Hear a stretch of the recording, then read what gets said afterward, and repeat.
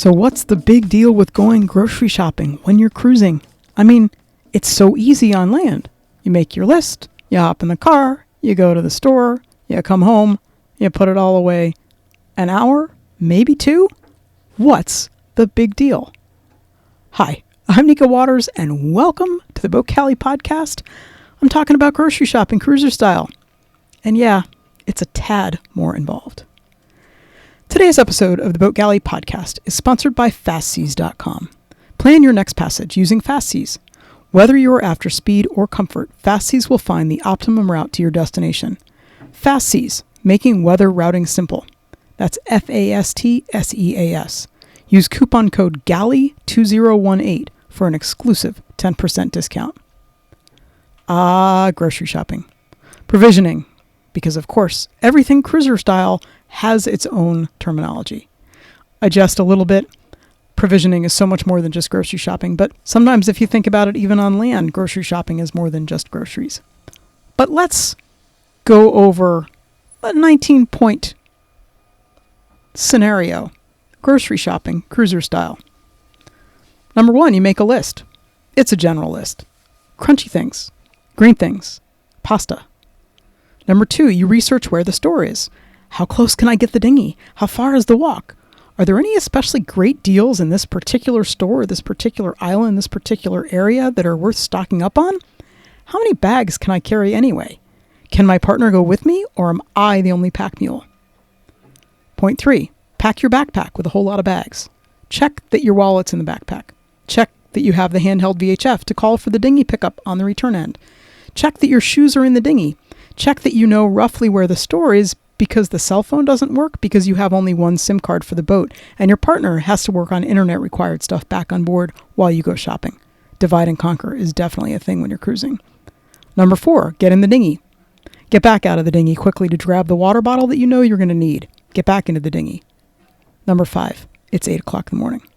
Number six, nearest shore access is via a muddy riverbank. So you get dropped off and only sink 1 foot into the black mud. You manage to retrieve the shoe and then you wipe your hands on the nearest grass patch. Number seven, it's a 10-minute walk to the store. Happily, there's a sidewalk in the sun. You're really glad you have the water bottle. Number eight, the store is bewilderingly large with random displays of things like tortillas tucked into a back corner. These items are nowhere else in the store. Number nine, you manage to find crunchy things and green things. Pasta, though? Nope. Maybe you missed the random display of pasta? You decide to get a couple of bags of rice to make up for the starch lack, and then you see tangerines and throw them in, plus a couple of other things that you haven't seen in months. You also remember that you're desperately low on canned tomatoes, and when you come across that random display, you grab a few cans of those. Number 10. At checkout, you insist on packing your own bags, disgruntling the person who works for tips. Since you're the pack mule and you understand how to balance the weight and you can't quite communicate this easily, did I mention that people speak a different language in this store? You try not to let the disgrunt get to you. You smile apologetically, but you still need to pack your own bags. Number 11, you stuff the backpack so full of the heavy things that it's hard to swing it onto your back. You're careful not to put the eggs underneath anything else. On the way out, the guy wants to check your receipt and all the things that you have in your bags. You have to take the backpack off your back and show it to him. And find the receipt, which happily isn't underneath everything else. Number 12, it's hotter walking back. Number 13, the VHF turned itself on when you were walking and has almost no battery left. Luckily, you do manage to contact your partner before the radio dies completely, but it's a near thing.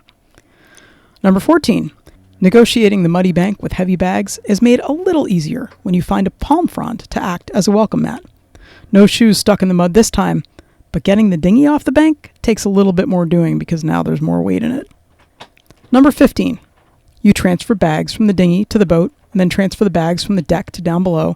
Before you can stow anything in the fridge, that needs to be cleaned. Before you can stow anything away at all, though, you need to help lift the anchor, so you make the one last bridge opening of the morning and the weather is not allowing you to wait another 4 hours until the next bridge opening. Number 16, you stow things methodically until you run out of patience, and then it's a matter of throwing items into whatever locker has space. Number 17, it's 2 p.m. Number 18, your shoe still needs to be cleaned. Number 19, you still have no pasta. By the way, this list is not one particular grocery shopping experience that we've had in the last couple of months, but it is a conglomeration of a number of them. So every single one of these things has happened.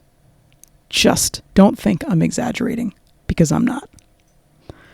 I can't wait to share an Anchorage with you where we're not provisioning. And maybe it hasn't been a provisioning day because we're all exhausted and nobody wants to do anything after provisioning day. After listening to that, do you wonder why? But when we do get together, we can toast to our good fortune to be out cruising and living this amazing lifestyle where even the most mundane things, like grocery shopping, turn into a huge, huge adventure. Thank you so much for listening to the Boat Galley podcast. If you liked what you heard, please don't forget to subscribe. Leave a comment. Leave a review. Send us an email. Our email addresses are in the show notes. We love to hear from our listeners. One of the things that we really try hard to do at the Boat Galley is to make boat life better. We're trying to make you understand, learn, get some tricks, get some tips, get some maybe little insights into this liveaboard life that we love so, so much. Thank you for listening. Have the most spectacular week.